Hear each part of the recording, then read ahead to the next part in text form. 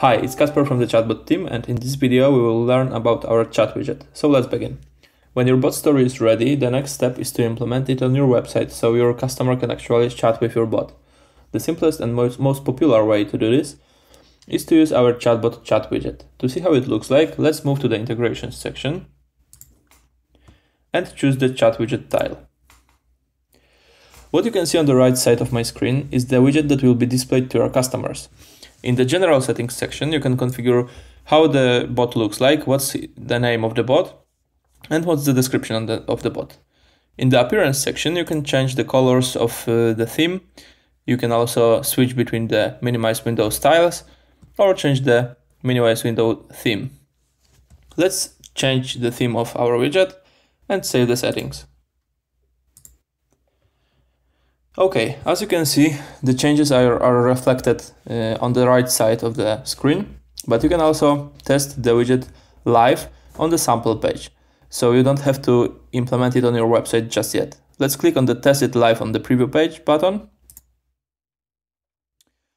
And what you can see here is the chat widget implemented on the sample page that is unique to your chat widget. So let's click on the chat widget button and start the chat. Okay, great. As you can see, our story that we tested in the testing tool already works in the chat widget. Let's click on some button to see how it works.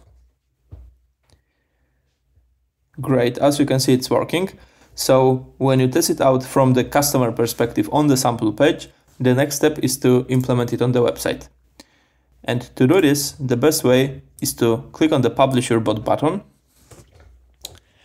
and copy the tracking code from the section right here.